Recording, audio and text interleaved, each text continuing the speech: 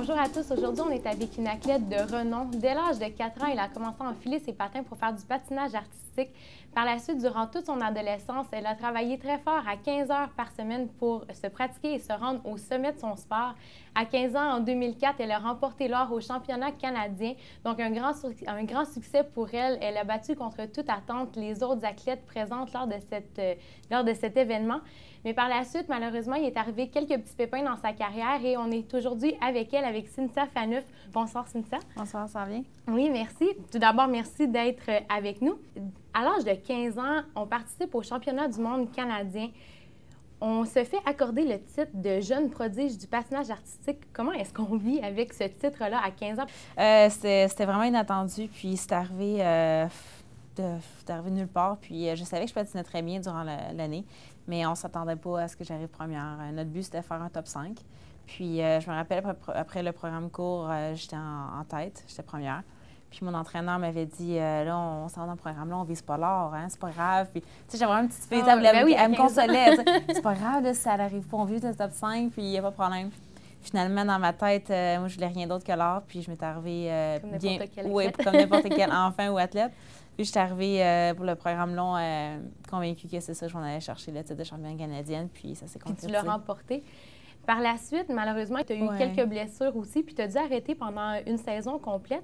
Comment est-ce qu'on vit avec le sentiment que notre carrière peut s'effondrer à tout moment, puis que tout repose sur nos épaules, en fait? Ça a été vraiment difficile dans ma vie, puis j'ai appris beaucoup de cette période-là. Ça a pris exactement 2 ans avant que ça arrive, après les championnats canadiens que j'avais gagnés. Ça a été vraiment difficile pour moi et ma famille parce que quand on est un athlète, c'est une espèce de cocon. On n'est pas habitué de vivre autre chose ou d'autres choses qui viennent de l'extérieur. C'est toujours la même chose à chaque jour. C'est la même horaire, c'est les mêmes personnes, c'est les mêmes compétitions. C'est toujours comme une routine vraiment qui ne change absolument pas. Et puis, moi, je vivais mon adolescence aussi. J'ai vécu très tard mon changement de mon corps. Puis, j'avais 17 ans à ce moment-là. Puis, mon corps a changé vraiment en 1 an exactement. Puis, j'avais rien eu avant. Puis quand je suis embarquée sur la glace, il n'y avait plus rien qui marchait. Même si j'avais beau pousser fort à l'entraînement, mon corps, j'étais vraiment pas habituée de sauter avec. Puis en patinage artistique, ça fait une grosse différence. Puis ça m'a pris exactement 1 an me remettre dedans, comme on dit, puis revoir mes sauts. Puis après ça, ça a juste continué à améliorer d'année en année. Puis je suis arrivée prête finalement pour les Olympiques de 2010.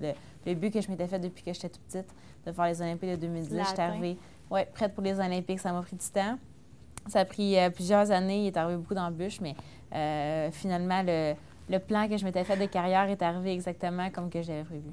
Est-ce que tu as pensé à un moment donné, en fait, à abandonner complètement, à dire, bon, là, le patinage artistique, c'est terminé pour moi, je me mets à me concentrer sur autre chose?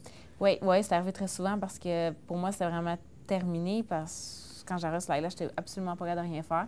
Puis je me disais, OK, bien, je retourne à l'école. Puis j'ai eu quand même une belle carrière. J'ai fait ça pendant 15 ans de ma vie. Puis, on passe à d'autres choses. Puis c'est drôle que tu en parles parce qu'en ce moment, je suis un petit peu dans la même phase en ce moment parce que j'ai ma blessure, j'ai mon entorse lombaire. Puis, je me ramasse un petit peu dans la même situation. Puis de l'avoir vécu avant, je pense que c'est ça qui me fait pas paniquer. Comment que tu décrirais le mot persévérance? Est-ce que c'est... Je sais pas, c'est quand même différent. Des fois, les gens, ils me disent souvent, toi, t'es tellement persévérant, c'est un exemple de courage. Puis... parce que je le pense réellement, personnellement. Puis je suis sûre qu'à la maison... Oui, j'ai de la misère à dire ça de moi-même parce que je pense que c'est juste un trait de caractère parce qu'il y a des choses dans la vie que quand je ne le veux pas vraiment, je suis capable de faire comme non, OK, ça me tente pas, puis je le laisse aller. C'est vraiment quand j'ai quelque chose à cœur puis que c'est qu'est-ce que je veux le plus au monde, là, il n'y a rien qui peut m'empêcher d'aller chercher. Mais je suis pas comme ça dans tout. C'est vraiment des choses qui me tiennent très à cœur que je vais vraiment faire une sélection dessus. Tes passions, dans le fond. Oui, mes passions, que ça, qui arrive n'importe quoi, jamais je vais lâcher ou... c'est sûr que j'ai une tête de cochon aussi. Puis je pense qu'il faut en avoir une un peu pour être là-dedans. Puis quand je veux quelque chose, c'est dur de me faire changer d'idée. Puis on en parlerait à mes parents, ils feraient comme, ouais, parlons-en pas. Témoignage un peu plus tard. Témoignage, c'est ça, on leur demandera pas. Puis c'est ça, mais c'est pas dans toutes les phases de ma vie non plus.